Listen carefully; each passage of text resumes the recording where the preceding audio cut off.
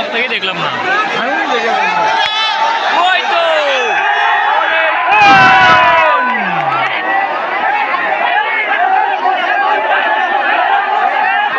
কৃষ্ণপুরের পক্ষ থেকে, শিকারপুরের পক্ষ থেকে আমি তো এই দুইবার দেখেছি।